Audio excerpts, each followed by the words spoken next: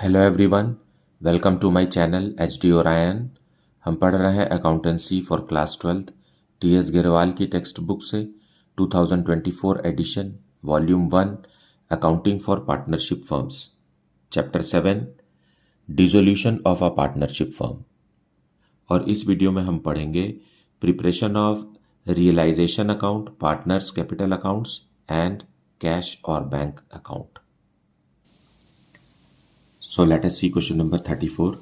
Prashant and Rajesh are partners in a firm sharing profits and losses in the ratio of 3:2. On 31st March 2024, their balance sheet was bank overdraft rupees 30,000, general reserve rupees 56,000, investment fluctuation reserve rupees 20,000, loan by Prashant rupees 34,000, capital of Prashant rupees 50,000.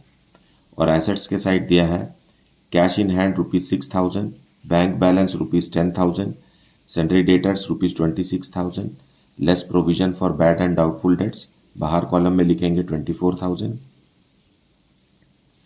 Investments rupees 40,000, stock rupees 10,000, furniture rupees 10,000, building rupees 60,000 and Rajesh capital rupees 30,000. Grand total is rupees 1,90,000. On that date, the partners decide to dissolve the firm. Prashant took investment at an agreed value of rupees 35,000. Other assets were realized as follows. Sunday debtors, full amount. The firm could realize stock at 15% less and building was sold at rupees 1 lakh. Compensation to employees paid by the firm was rupees 10,000. This liability was not provided for in the above balance sheet. You are required to close the books of the firm by preparing realization account, partners capital account and bank account. Let us see the explanation in the solution.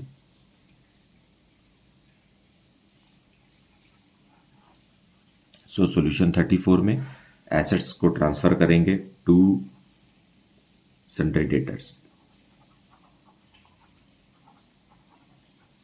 देखिए cash और bank जो है realisation account में transfer नहीं होता है क्योंकि वो ऑलरेडी लिक्विड फॉर्म में है, उसे ना खरीदा जा सकता ना बेचा जा सकता. लाइक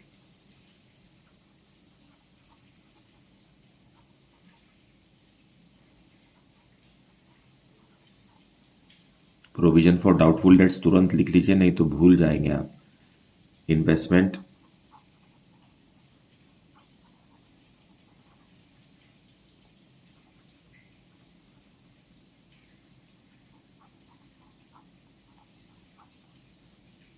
स्टॉक हम यहां ट्रांसफर करके क्लोज कर रहे हैं.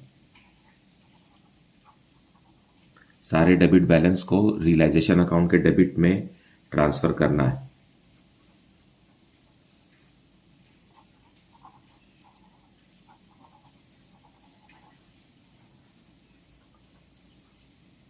लायबिलिटीज को भी ट्रांसफर कीजिए.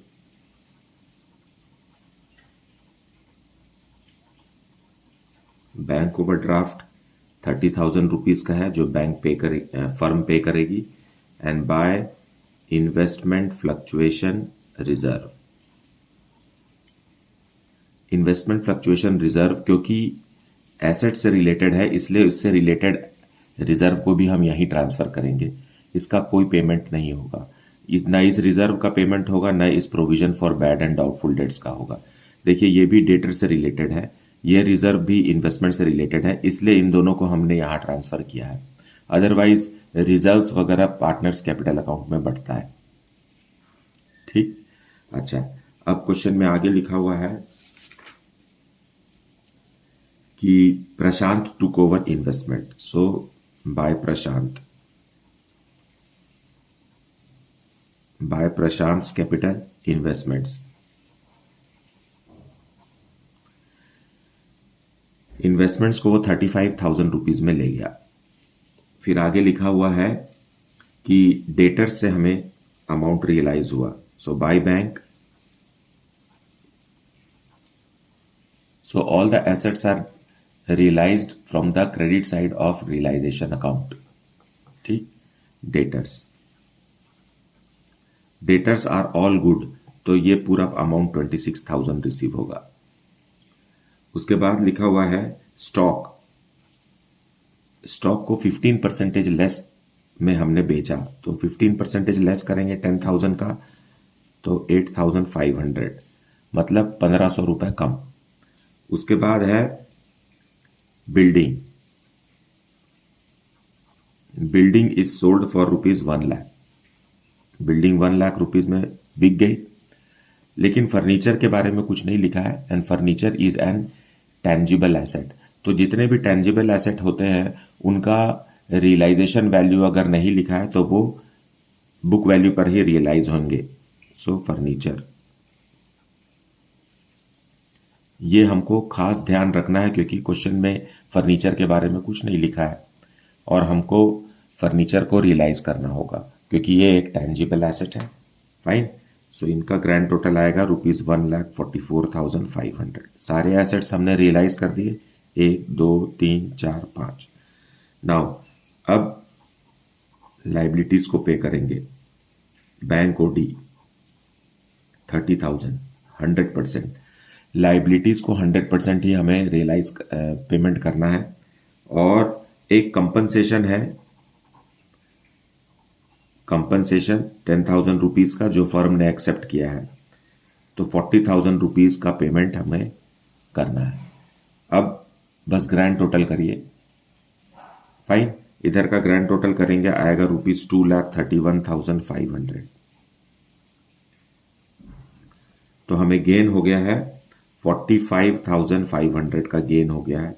सो टू प्रॉफिट ऑन रियलाइजेशन, और इसे हम प्रॉफिट शेयरिंग रेशियो में देंगे, that is 3:2 to both the partners.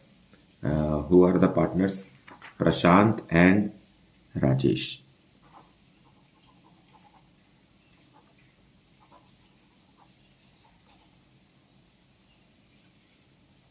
Break कीजिए।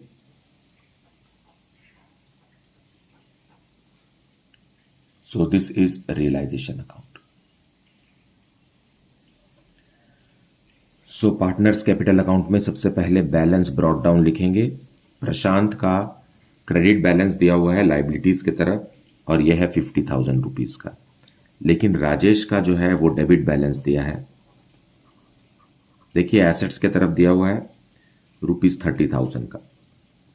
अब जनरल रिजर्व है, सो बाय जनरल रिजर्व 56,000 है, उसे हम प्रॉफिट शेयरिंग रेशियो में ब्रेक करेंगे, आएगा 33,600 एंड 22,400। फिर रियलाइजेशन का प्रॉफिट,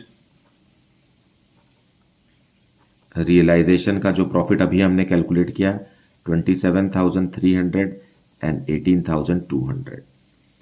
और प्रशांत ने 35,000 रुपीज में इन्वेस्टमेंट्स ले लिया, तो वो रियलाइजेशन से ही आ रहा है।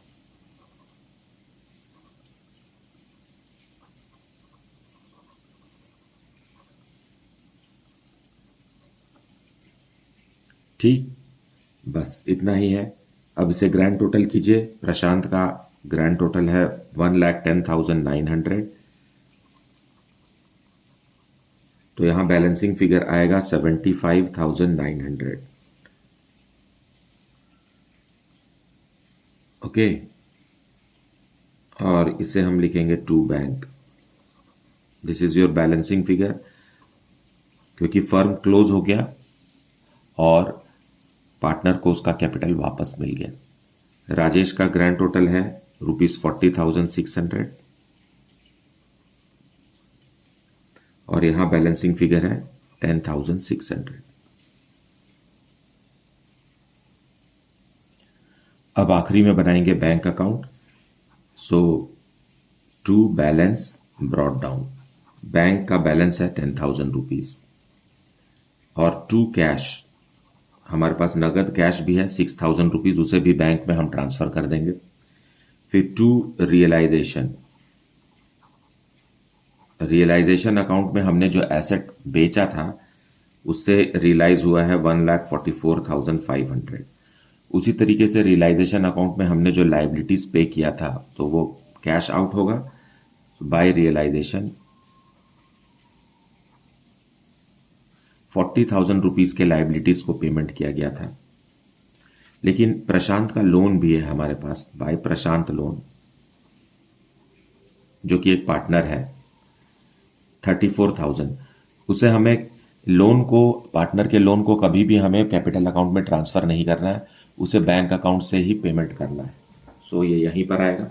उसी तरीके से बैंक ओवरड्राफ्ट जो दिया हुआ है क्वेश्चन में, उसका भी पेमेंट यहाँ बैंक से नहीं होगा, वो रियलाइजेशन अकाउंट से होगा, वो थर्ड पार्टी लाइबिलिटी है।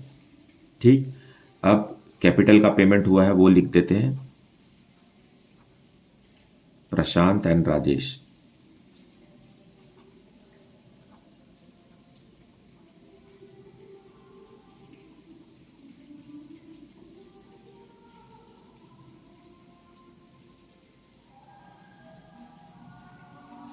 सो ग्रैंड टोटल आएगा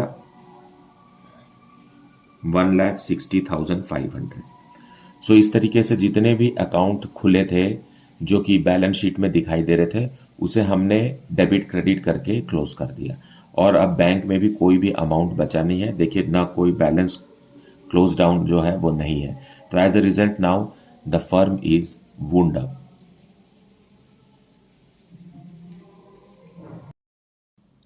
So let us see question number 35. Yogesh, Naresh and Naresh were partners sharing profits equally. They dissolved the firm on 1st of April 2024. Naresh was assigned the responsibility to realize the assets and pay the liabilities at a remuneration of rupees 10,000 including expenses. Balance sheet of the firm as on that date was as follows. Creditors rupees 80,000. Loan by Naresh rupees 44,000. Loan by Mrs. Yogesh rupees 42,000. Investment fluctuation reserve rupees 8,000. Capital Yogesh 21,000. Capital Naresh 21,000.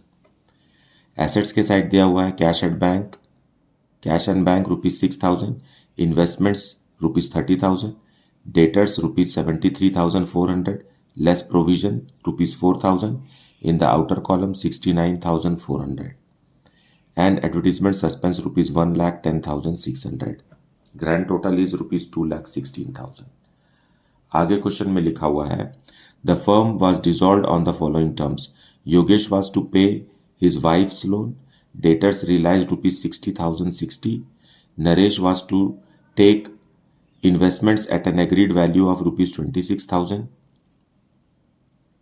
Creditors were payable after 2 months but were paid immediately at a discount of 15% per annum. A debtor previously written off as bad paid rupees 16,670 and an unrecorded asset realized rupees 10,000. Prepare realization account, partners capital accounts, partners loan account and cash and bank account. So let us see the detailed explanation in the solution.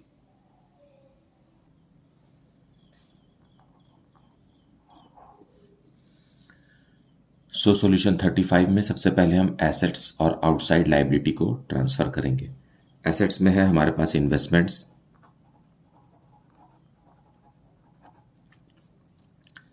Book value में ही transfer करना है, हमें transfer करना है मतलब close करना है, balance sheet को खत्म करना है। और realisation account is a nominal account, fine. और टू डेटर्स,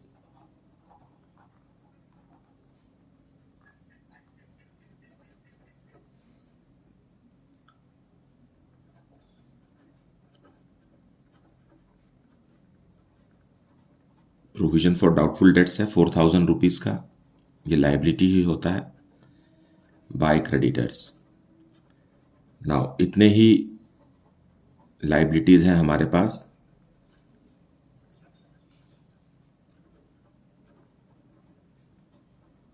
मिसेस योगेश का लोन भी आउटसाइड लाइबिलिटीज है क्योंकि योगेश पार्टनर है, मिसेस योगेश थोड़ी है पार्टनर, फाइन। अब ये मैंने एसेट्स और लाइबिलिटीज को रियलाइजेशन अकाउंट में ट्रांसफर करके क्लोज कर दिया है ना। अब कोई एसेट नहीं बचा, कोई लाइबिलिटी नहीं बचा, हर एसेट और लाइबिलिटी का नाम अब रियलाइजेशन अकाउंट हो गया है ना। अब योगेश ने कहा कि मैं अपनी पत्नी का लोन ले जाऊंगा, तो योगेश को ट्रांसफर कर दीजिए।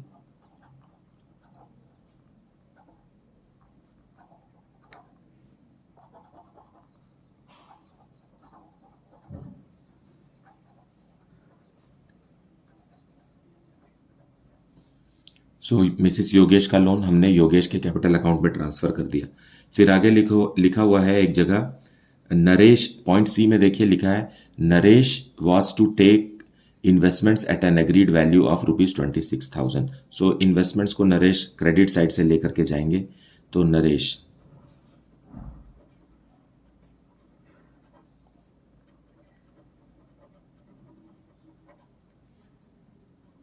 26,000 रुपीज़ में इन्वेस्टमेंट्स को दे दिया गया नरेश को। तो नरेश पार्टनर है, उसके कैपिटल अकाउंट में ट्रांसफ़र करेंगे। देखिए कोई भी अमाउंट पार्टनर को देना है या लेना है तो वो कैपिटल अकाउंट के माध्यम से ही होगा। फाइन, आपको उसको बैंक वगैरह नहीं लिखना है, आपको उसको एक कैपिटल अकाउंट में ही ट्रांसफ़र करना है, जैसे यहाँ और यहाँ। ठीक, अब सेकंड पॉइंट देखिए, डेटर्स रियलाइज्ड। तो डेटर्स को हम क्रेडिट साइड से ही रियलाइज करेंगे, सारे एसेट्स को बाय बैंक। पैसा तो बैंक में आएगा या कैश में आएगा? डेटर्स से मिला 60,060 and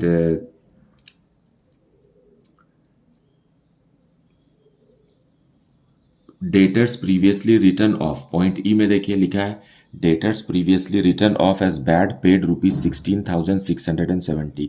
so bad debts recovered है, ये बैड डेट्स रिकवर्ड कितना? 16,670, इतना रुपीज बैड डेट्स जो हमने राइट ऑफ किया था उनसे मिला। Then next is unrecorded assets realised ₹10,000। So unrecorded asset,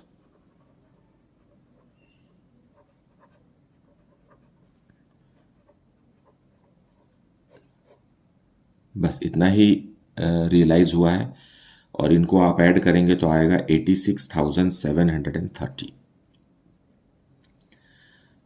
अब देखिए क्रेडिटर्स के बारे में क्या लिखा हुआ है। तो क्रेडिटर्स को पेमेंट हम डेबिट साइड से करेंगे, टू बैंक क्रेडिटर्स। क्रेडिटर्स कितने के हैं? क्रेडिटर्स हैं ₹80,000 के, लेकिन हमको कुछ डिस्काउंट मिला है, 15% पर एनम का डिस्काउंट मिला है, तो लेस कर देंगे, लेस डिस्काउंट। डिस्काउंट कितना है? 80,000 का 15%, लेकिन सिर्फ 2 महीने का। क्यों 2 महीने का? क्योंकि 2 महीने पहले हम पेमेंट कर रहे हैं, पेमेंट 2 महीने बाद करना है, लेकिन आज डिसोल्यूशन के दिन ही फर्म पेमेंट कर रहा है, तो सिर्फ 2 महीने का ही डिस्काउंट अवेल कर पाएंगे। इसे आप कैलकुलेट करेंगे तो आएगा 2,000 रुपीज़। सो 78,000 रुपीज़ फर्म को क्रेडिटर्स को पे करना होगा। फाइन, एंड देखिए बैलेंस शीट के ऊपर क्वेश्चन में लिखा हुआ है कि नरेश को रेमुनरेशन दिया जाएगा इस काम को करने के लिए 10,000 रुपीज़ का। तो ये क्योंकि रियलाइजेशन अकाउंट एक नॉमिनल अकाउंट है, तो नरेश के रेमुनरेशन को भी हम यही लिखेंगे, तो टू नरेश।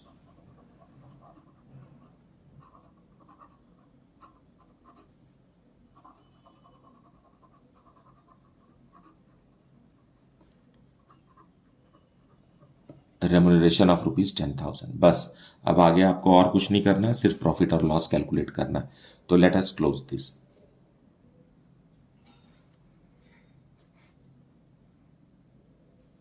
सो क्रेडिट्स के साइड ग्रैंड टोटल करेंगे, आएगा ₹2,46,730।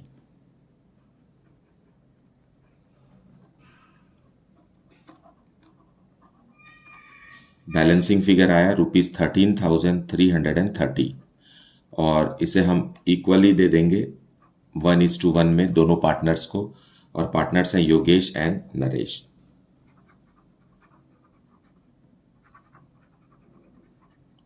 इसे आधा आधा करेंगे, हाफ, तो अमाउंट आएगा 6,665।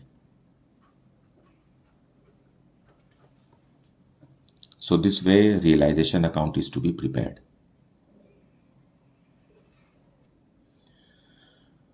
So partners कैपिटल अकाउंट में सबसे पहले लिखेंगे by balance brought down.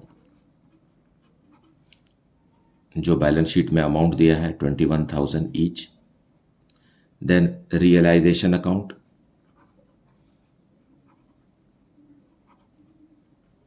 Realisation account में से क्या आने वाला है? प्रॉफिट।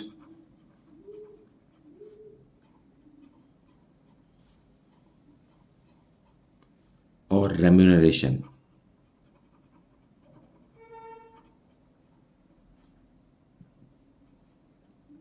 नरेश का रेम्यूनरेशन है 10,000 रुपीज का। नाउ एडवर्टीजमेंट सस्पेंस देखिए,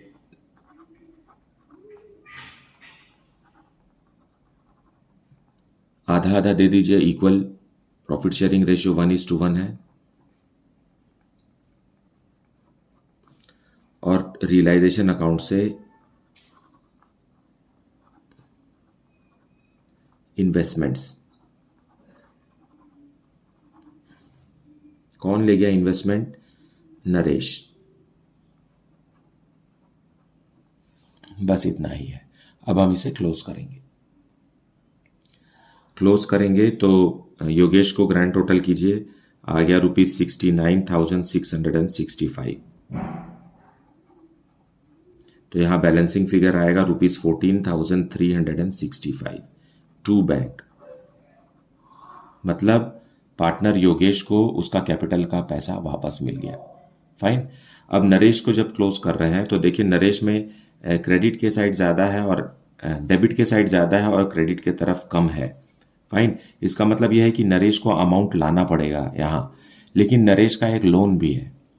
बैलेंस शीट में देखिए, लाइबिलिटीज़ की तरफ लोन बाय नरेश 44,000, तो हम यहाँ उसको ट्रांसफ़र करेंगे। तो बाय लोन, नरेश का लोन था 44,000 का। ये जनरली हम यहाँ ट्रांसफ़र नहीं करते कैपिटल अकाउंट में, लेकिन इस केस में हम इसे यहाँ ट्रांसफ़र कर रहे हैं क्योंकि नरेश से पैसा मंगाया जाने का स्थिति आ गया है। तो नरेश से अमाउंट मंगाने से अच्छा है कि उसके लोन अकाउंट से जो लोन उसने फर्म को दिया था उससे एडजस्ट कर दिया जाए। तो ये लाइबिलिटी है लोन, तो इसे हम पार्टनर्स कैपिटल अकाउंट के क्रेडिट में ट्रांसफ़र करेंगे। फाइन। अब इसे टोटल करेंगे तो आएगा 81,300। Let me check, 81,665। अब उसमें ये दोनों अमाउंट हम माइनस करेंगे तो यहाँ पर एक बैलेंसिंग फिगर आएगा, ये और ये अमाउंट हमें नरेश को वापस पे करना है, और ये अमाउंट है ₹365 का। सो अगर हम नरेश के लोन अकाउंट को हम यहाँ ट्रांसफ़र नहीं करते तो नरेश से अमाउंट मंगाते, उसके बाद उसके लोन अकाउंट को एडजस्ट करते, उससे अच्छा है कि हमने नरेश के लोन को ही यहाँ कैपिटल अकाउंट में ट्रांसफ़र कर दिया और उसका ₹365 उसका कैपिटल का वापस कर दिया। अब हम लोन अकाउंट बना लेते हैं क्योंकि क्वेश्चन में लोन अकाउंट बनाने भी कहा है। बाय बैलेंस ब्रॉट डाउन कितना? 44,000, और इसे हम ट्रांसफ़र करेंगे कैपिटल अकाउंट में।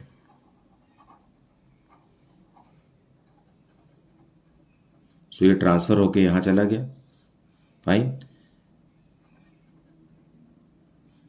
सो इस तरीके से लोन अकाउंट को क्लोज किया गया है। अदरवाइज यहाँ टू बैंक लिख करके हमें क्लोज करना होता है ना, लेकिन ये केस कुछ और है। अब हम बनाएंगे बैंक अकाउंट।